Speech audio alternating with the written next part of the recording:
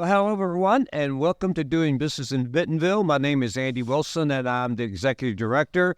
And thank you so much for the huge amount of support that we're getting on our podcast. Thank you for watching them, viewing them, and posting them and reposting them. And it's so great that the support that we're getting from all of you. So thank you very much. Well, our guest today is Dallas Kemps. Welcome back, Dallas. Thank you, Andy. I'm really excited to be back. I tell you, I'm so glad you're back. Now, before we get into this phenomenal podcast today that Dallas and I are going to be talking about, we have to recap a bit because this is podcast number 2. So I guess we're going to have to say season 1, episode 2, right? I love the sound of that. Doesn't that sound great? It just means there's more to come, right? Right. Well, let's go back and just reintroduce you again, and because you've had such a phenomenal career already, and you're off to other great things. So, Dallas, you spent 15 years at Walmart. That's right. 15 years ago. Well, I guess it's a little over 15 at this point. I started at Walmart, and I started in our operations division and asset protection. But only spent a little bit of time there before I moved into merchandising, where I really found my passion. Yeah. And I spent 10 years in merchandising. And then really to cap off the amazing merchandising career there, I got to spend 2 years running our entertainment, toys, and seasonal e-com business, so site merchandising and site operations. Wonderful. Well, I'm so glad. Thank you for all those years at Walmart. Now you have embarked on another phenomenal career at WhyteSpyder. So tell us about WhyteSpyder. Tell us about what you're doing today. Yeah, absolutely. So last time I think I was here was only a few weeks in. You were? Yeah. Now I'm a little over 3 months in, and it's been an amazing ride. I can't be more appreciative to the folks that brought me over, but it's been also just great to sit on this side and be able to reach across many different aisles to help Walmart and our suppliers. But my role within WhyteSpyder is a little bit unique. Most of the WhyteSpyder team is really focused in working with the supplier community. But my role is really to, like I said earlier, kind of reach across. So I'm working primarily back with Walmart and Sam's Club to understand what do they need help with, what's working well, what's not working well, what expertise do we have that we can lend to Walmart, but then also how do we help be the gap filler between potentially what the challenges between suppliers and Walmart? Right. It's tough, right, to do business with at such a large scale, and there's so many nuances that we're positioned in a way that we can help close some of those gaps, both for Walmart and for the suppliers. Right. Well, as you know, our focus at Doing Business in Bentonville is omni-channel retail, and we're going to get in today on some really key things that Dallas is going to share with us around omnichannel retail. And I love, Dallas, how you're going to set this up. But before, we're going to spend a minute or so and let Dallas recap the really key learnings of episode 1. And we're going to repost, actually, that episode soon prior to this episode being posted, because the demand has been so high around people watching that and commenting on that. So, Dallas, quickly, what was the foundational piece of episode 1 that you'd like to share with us? Yeah, I think there's a few points that I would kind of resurface. And the first one that we can never lose sight of, and we spent probably quite a bit of our time in episode 1 talking about, is the customer. Right. Making sure that customer is always the focus of with our lens, and that's who we're kind of looking to serve.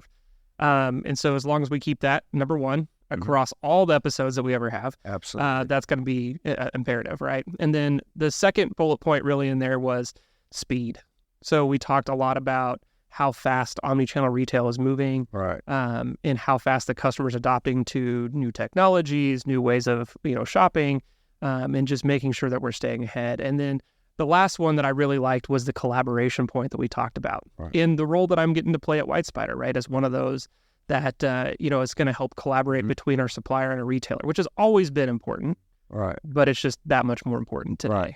And so those 3 themes, I think you'll see carry across a lot of our upcoming episodes as well. Right. And so those are the ones that I would just want to refocus and make sure people are keeping in the front of their mind as they listen. Good. Great. Well, okay, again, we're going to repost that because there's such great content and great knowledge that you shared. And I know as if I was a retailer if I was a Sam's, Walmart supplier, it's great information around omnichannel there. So, so again, thank you for being back. Now, today we have a new topic, right? And we're going to dive into this topic. And I will tell you, I got a briefing with Dallas on that, and I am excited to be here to hear the details. So let's get started today with our topic. So what is your topic today? So, Andy, I think what I wanted to do is kind of start with that funnel that we talked about in episode 1 and really focus in on a few pieces of that. But just to kind of recap for the audience, we talked about the customer funnel or the e-commerce funnel. And to kind of go through those, if you're not familiar, there's a few different levels to us. And it starts at the highest level with awareness, right? So this awareness bucket is really making sure the customer or your target audience knows about your product or service. Right. And then underneath that, it's interest. Mm-hmm. Once they've got interest, how are you engaging with them? Mm-hmm. And then once they've gained their interest, are they considering your product?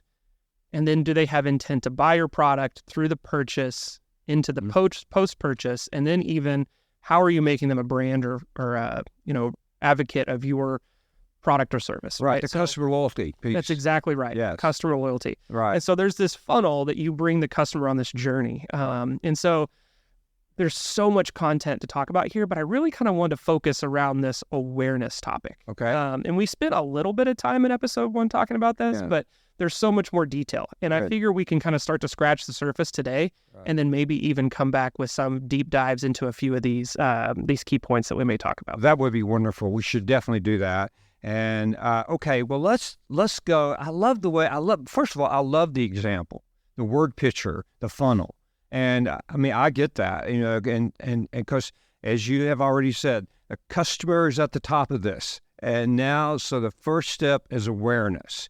So how do you do that in this new omni-channel world that we're all living in, shopping in, embracing, and for me, loving this opportunity to shop and learn? It's exciting for me. And I think it's exciting for a lot of people to learn this way. But the critical piece that I think that I know you're going to talk about, there's so much responsibility upon retailers to clarify this role. So, okay, let's get into awareness. Go for it. Let's go. Yeah, and so on awareness, I do want to speak to this, I think, kind of to your point, from a couple different perspectives. Okay. So we definitely have the retailer perspective, and so there's merchants out there that, I hope maybe listening and they can take a few nuggets away from this, but there's also our supply base that I'll try to speak to separately where they may have different needs. So within this awareness bucket, if I have this product or service that I'm offering, first thing I got to understand is what are the different avenues that I can gain awareness? And so most people tend to go to traditional media. So they think about television ads, etc. But today, there's a lot more than television ads, right? So the marketing team, when they come in, they sit down and they're pitching a new idea to a merchant. They're not just showing you like what I used to see, 15 years ago was, hey guys, we have this really great television campaign. And that was pretty limited. There may be a little bit of print, and maybe they were going to do like a really cool billboard in like Times Square or something, right? But there wasn't a lot of different options for the marketing team to engage with. But today, we have social media. And within social media, we've got Facebook, Instagram, TikTok, Snapchat. Yeah, X. Yes, which that would mess with me, right? I logged in my phone one day and I was like, where'd Twitter go? I know. I think we all did that. We had a big X on our app, right? But absolutely. And that's just within social media. There's so many different platforms. Absolutely. And then outside of social media, we've got Google, right? And within Google, you have the paid aspect and you have unpaid. We've got our own retail outlets, right? So within Walmart, you can advertise on Walmart. You may be a direct-to-consumer product as well. So maybe you have an email base. And maybe you have your own social that you're using outside of influencers. Because within social, you have your own channels, and then you have other people's channels that you can use to gain this awareness. Right. And it's about finding that audience. The other thing that we get to do today versus historically is we get to be really targeted. So, 15 years ago when, a supplier would come in and talk to me about their idea, it's kind of a one-size-fit-all for the most part. It may have been slightly targeted based on geographic locations, but the ability for us to target the exact audience of, I'm really looking to, find stay-at-home spouses between the ages of 30 and 40, right? That this product may fit.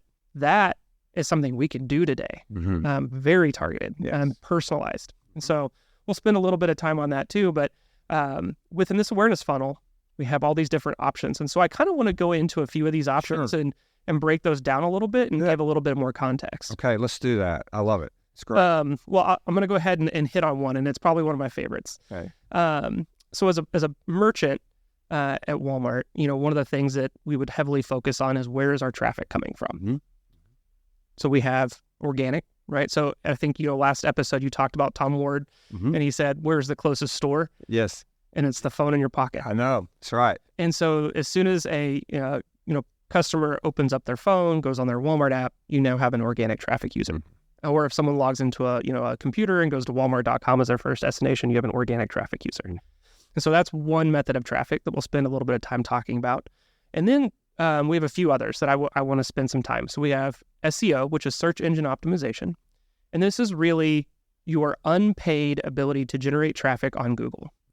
When you go on Google and you search for a vacuum cleaner, depending on how you search, you're going to get different results that pop up. You're going to have SEO, which is going to be the text boxes down below that don't say sponsored. The ones that say sponsored are called SEM. That's search engine marketing, and we'll talk a little bit about that. But these SEO ranks, and how do we make sure that we're optimizing our traffic so that we get that free, because everybody loves free traffic. And we want that at awareness, right? Right. If you think about awareness, we have kind of two buckets that we want to go after. We want the traffic or the impressions that we would get from people where they don't have to pay, but then we also need to substitute that with paid as well. So understanding how much volume we're getting in unpaid traffic is going to be really important. And one of the best ways to do that is, what does your SEO look like? And this is in the retail world. For a direct to-consumer, this may come across as their own content marketing, where they may be doing their own blogs, they may be doing email sends, etc., to gain that traffic within their customer base. So we have that search engine optimization, SEO. That's another one that I want to spend a little bit of time talking about. Good. We also have SEM, right? And so this tends to be a little bit more targeted. You're paying for this, but it can come across in a couple different ways. On Google, it can come across as a sponsored link, where you can have so you have a search ads and display ads. And a search ad looks like a regular result that would return, but it says sponsored above it. So we're paying for that space. So we're paying to be at the top, so people see us. The other option is, if we're selling a vacuum cleaner, is I might bid on the display ads, which often come across as product listing ads. And so if you said vacuum cleaner, right, you might get some Dysons and some Hoovers or whatever all the different fun vacuums are today that would pop up. And then underneath that, it would say, hey, it's $300 at Walmart, $400 at retailer X, Y, Z, etc. And so that's a product listing ad. And so very targeted, usually very specific to the product. So we'll spend a little bit of time kind of talking about that as well. Yes. And then I want to get a little bit into content affiliates. And so affiliate websites are very content rich. They're really trying to be educational. And they often will link back to a retailer where you can make the purchase. Right. But their target is to tell you about, why do you want to buy? What kind of vacuum do you want? Are you wanting a robot vacuum? Do you want a stick vacuum? Do you want pull behind? All the different types of vacuums that are available. But why might you want those? Right. And which ones are best and why? Okay. I'll take a breath for a minute. Yeah. Okay. All right. I want to make a comment or two. First of all, this is great. At some point, here's my mind. Okay. I'm thinking, I like all this general merchandise. I think it's great. But also today is food. There's a big food element out there now that we're shopping because we can do general merchandise and food under one roof and many places, or we want to separate that. Sometimes we do. So I would like for you at some point, as you walk us through all of this, then come back for all the food retailers that are going to be viewing this. Let's talk about food too. How's that? I love that. Okay. Yeah. And then we talk both, and you're going to walk us through both, of how we spend our lives shopping, if you will. Okay, perfect. This is It's just great. Okay, I'm leaning in. I want to hear the details on this. Okay. I'm really excited that you said that, because there is very different use cases based on your product and where your brand is in its journey. If you're a very mature brand, which a lot of foods are, some aren't, but a lot of foods are mature, you may not need to spend as much time on SEO or SEM, because your traffic probably is starting at, the Walmart app when someone opens it up. Right. So let's just go down that path for a minute. Let's do it. So if you're going to go buy bread, you're probably going to get, and you want it delivered to your home very quickly. Maybe you do a 2-hour delivery. So you're not starting on Google. You're probably not starting on social media. You're going to open up your Walmart app and you're going to search for bread. Now, what kind of bread do you like? Wheat. All right. Yeah. Perfect. All right. So let's talk about wheat bread. So within wheat bread, you're wanting to make a sandwich.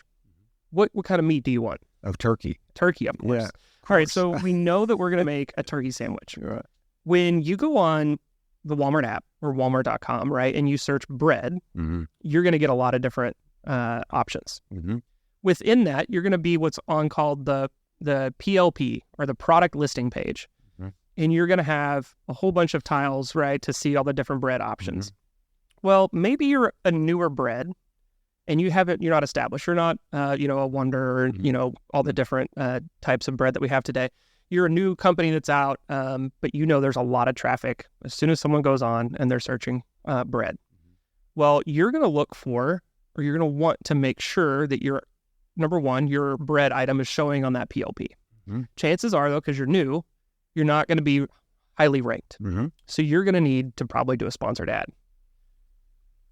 So that's going to get you to the top. Right. So Walmart has the sponsored ad placements.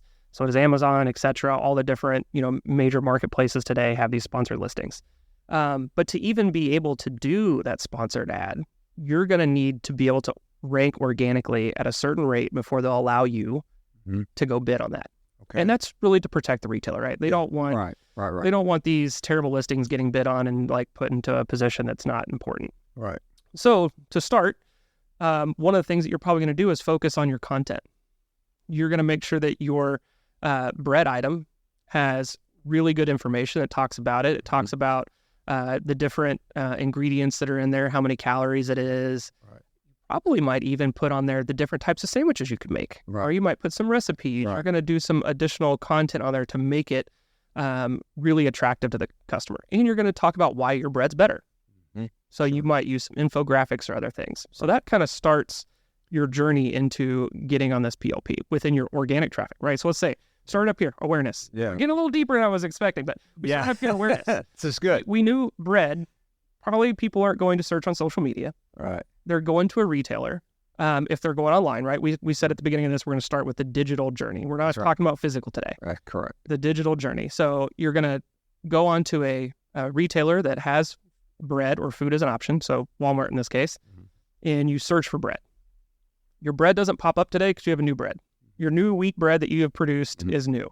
So you have to get it to a certain point of quality. And so Walmart refers to this as content quality. And that means you've done a really good job of filling out why your bread is so great. You're going to have good attribution. Bread probably has gluten, so you'll have to say that it's, not gluten-free, all the different things. Is it organic, et cetera. That'll allow you to rank organically. Remember, organically we like because that's free. Right. But in the beginning, you may not be able to survive with just free organic rank because you might be far enough down. People are they're not scrolling that far. So you want to get it up higher. So now that you've got your organic rank because you got all this wonderful content, you're going to go look to Walmart and say, hey, I want to do a sponsored placement and I want to move my bread up. And so now you're going to start the journey of getting your item aware, right? We're still focusing on this awareness. Right. Even though it feels like we're pretty far down the funnel for you in this item, right? This new bread item, we need to make the customer aware. And so one of the ways to do that is to sponsor it so that when people are searching for bread, they don't just see Wonder. Right. They actually get to see your new organic wheat, honey-based bread. Right. Making up your bread for. Well, no, I like that actually. That's I do like the honey piece of that. So, okay, this is so good because for people that are launching new products, trying to wiggle themselves into this crazy market share and get that item up and get some momentum behind their product. This is great information, Dallas. This is really, really good. I think it's important not just for the suppliers too, but for the merchants. Yeah, absolutely. Because as a merchant, when you're launching a new item, right? So you're the bread merchant, let's say, and this supplier comes to you and you love their product, and you're trying to help them be successful, right? You're going to put it in store, but we all know that the digital, like you just probably saw the Walmart earnings. I did. I think it was 24% was their e-com rate of growth versus their in-store. I think it was about 5.5. Correct. Yeah. Roughly. Yeah. Roughly. Yeah. And so e-com vastly outpacing our in-store. So we know that this is a important channel that we need to make sure we're leaning in on. Right. So how do you help that supplier? Because it's important for the merchants to help their suppliers be successful. So I think from a merchant perspective, those that are listening, this isn't just about like, what is the supplier going to do for you? It's how do you help? Because oftentimes, and one of the big responsibilities that I had is helping my supply base be successful within the Walmart ecosystem. So making sure they understand this as well is how do they help their supplier be successful? Right. Now, when you put that product listing ad up, that sponsored one, up on the PLP, the more traffic it gets, the more times it sells, guess what? That organic position is going to rise. Right. So then eventually, without having to do a sponsored ad, they may be ranking in the top 20 or at the top 15 or the top 10. Okay. So it's easy for that customer to see how they've done. That's okay. This is great. Now, I guess we have to go back and talk about the boring vacuum cleaner that you talked about, right? I mean, I'm sorry I said that. I love vacuum cleaners. I should say that too, right? But anyway, let's go back to general merchandise for a moment, okay? Yeah, absolutely. That's a great observation on the food side, because I was concerned about that because as you talk, because you do all this business under one roof in so many places. So, all right, now back to the general merchandise side. There we go. So we're still in awareness, correct? Yep, still in awareness. Okay, so all right, so continue to walk us through that. Well, let me ask you, what kind of vacuum cleaner do you like? I mean, it sounds like you love them. I do love them. Do you have a robot? No. I think it's maybe a Hoover. I don't know. Okay. So you got like an upright. Oh, it's definitely upright. Okay. Yeah. All right. So let's focus on that. Okay. So let's say, unfortunately, your Hoover vacuum died, right? And now you got to buy a new one. Okay. So what do you start with in your mind? I do exactly what you just said. I go to Google and I Google it. That's exactly what I do. What do you Google? I best vacuum cleaners, best upright vacuum cleaners. That's what I Google. Perfect. Best upright vacuum cleaner. Let's start with that. So when you go on Google and you do that, there's a couple different things that you're gonna come up. So we talked about the sponsored products at the top, right? That actually show the different vacuum cleaners and the retailer and their price. That's the PLP. Right. So we talk a little bit about that. So you might look at some of those, but chances are when you're just looking for best vacuum cleaner, you don't want to start with the product. You want to start learning about the category of products. That's right. So you're probably going to scroll down. You're probably going to come across potentially a couple different things.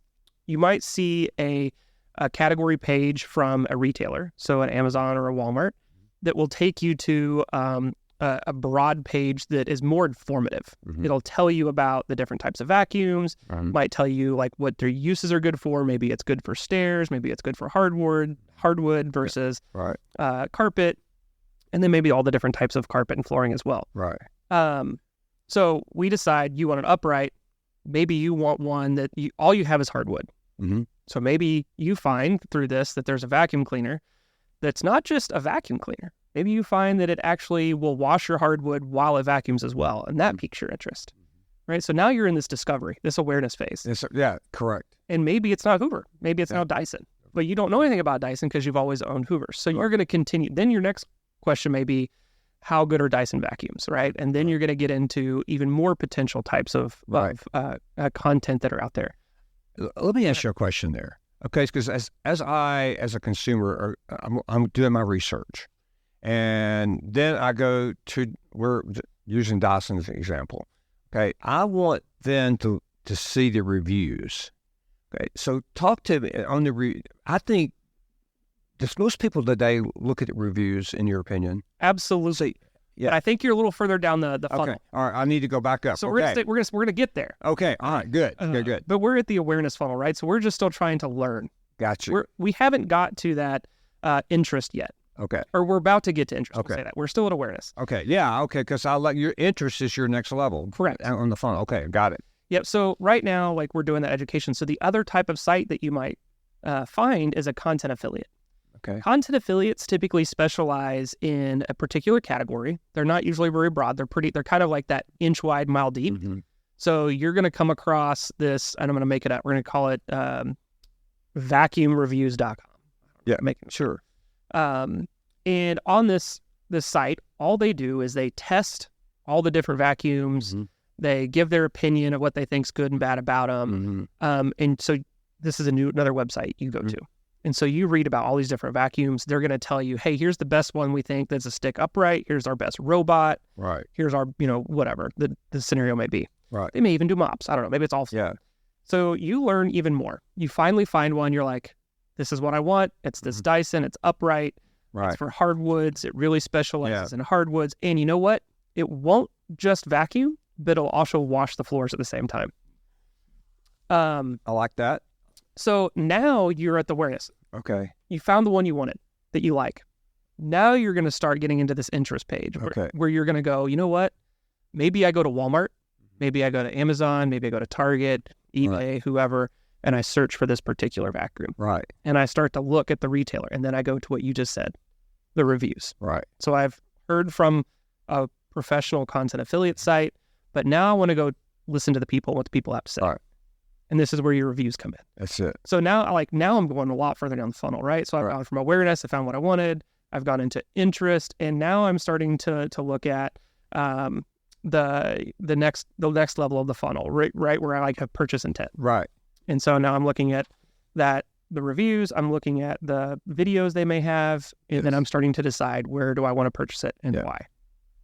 I think it's so wonderful as a consumer that I can find out so much prior to the purchase, and that did not used to be. You did not have all that knowledge at your fingertips. We do now, and I think there's a tremendous amount of responsibility, as you said, upon the merchants, upon the suppliers.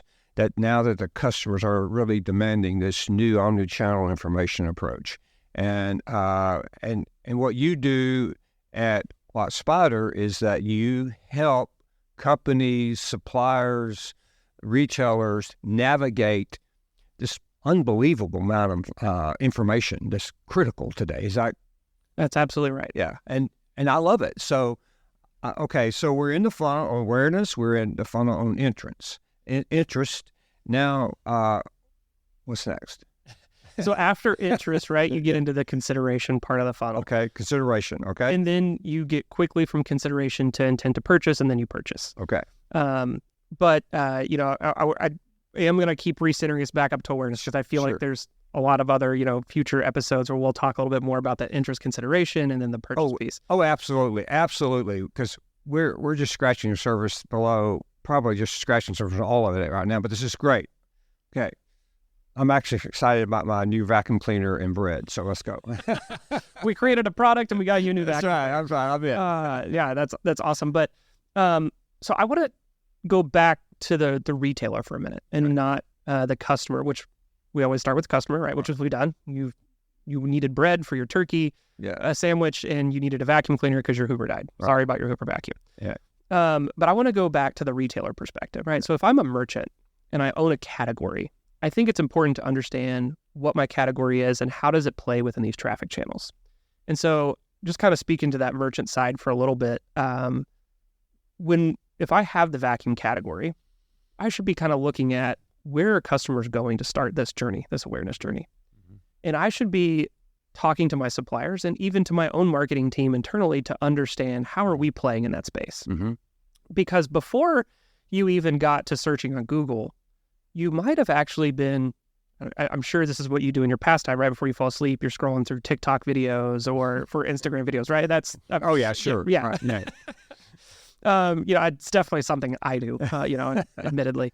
But you might stumble across one of your favorite influencers, and maybe they're talking about how they got this great new vacuum, and they're telling you about it. Maybe your Hoover hadn't actually died.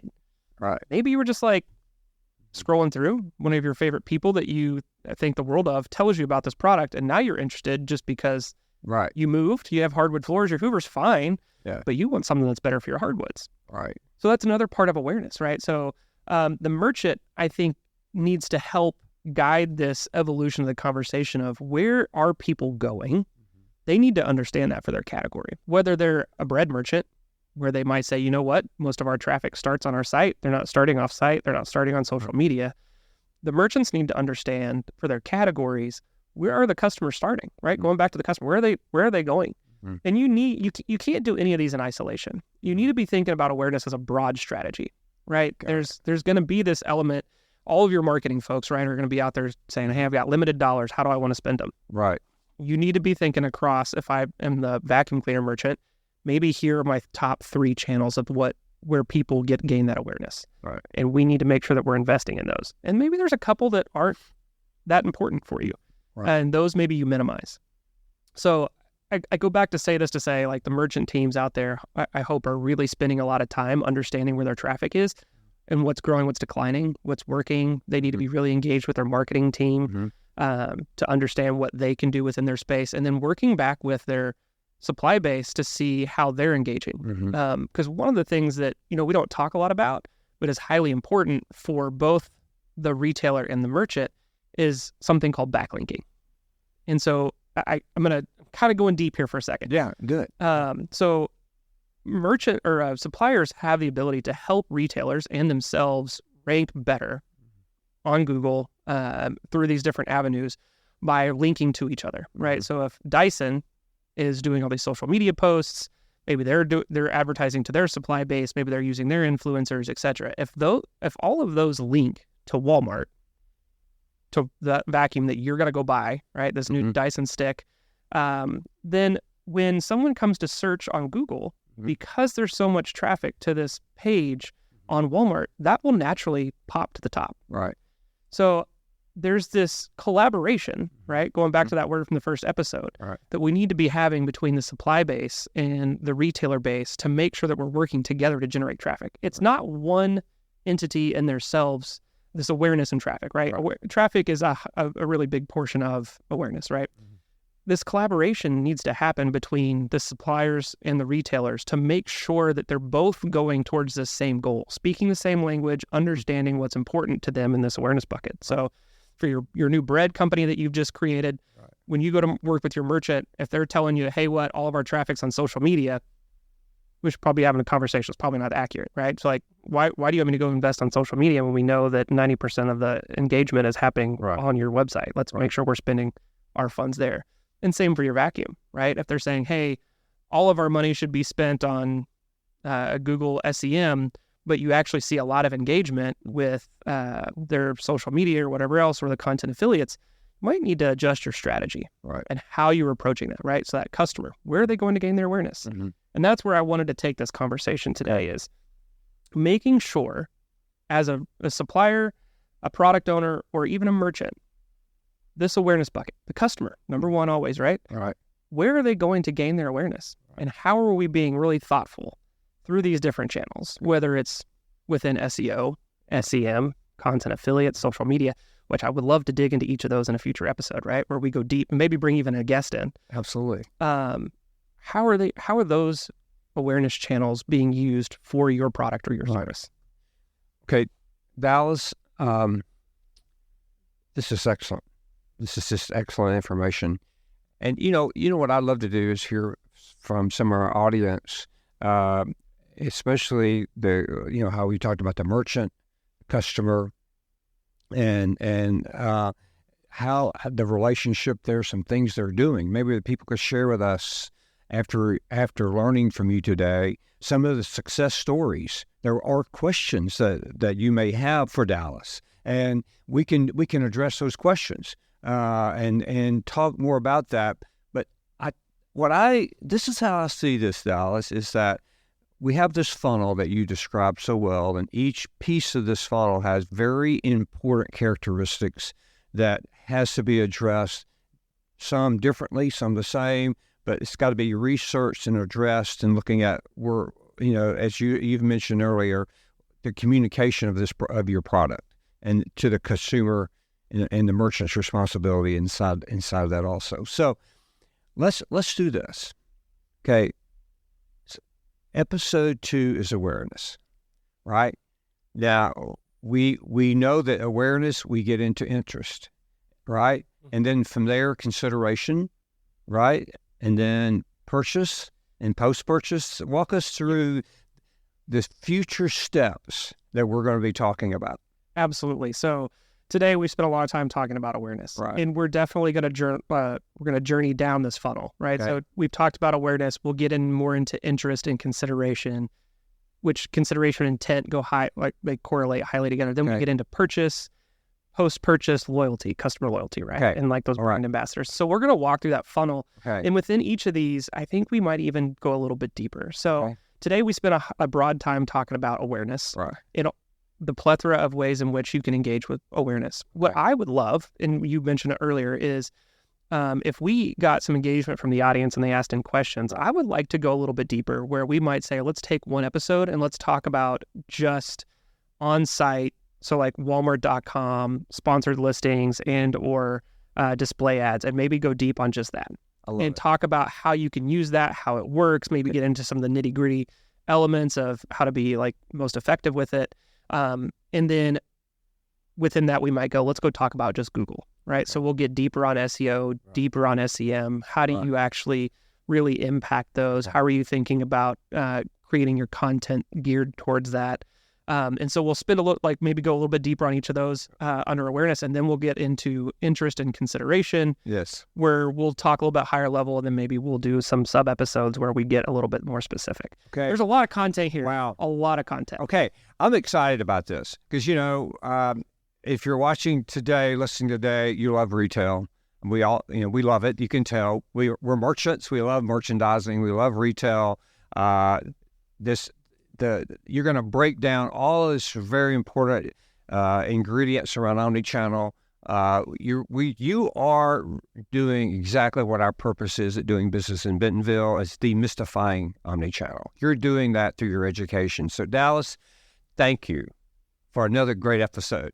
Okay, now I know you're going to this big Las Vegas show really soon. You got to get back here and get in the studio with me, and we got to go episode 3. Okay. Absolutely. All right. So I love season 1. Episode 3 is coming up, and it's all about demystifying the omnichannel, and we're going to do that with you, Dallas Camp. So thank you so much. Any closing comments?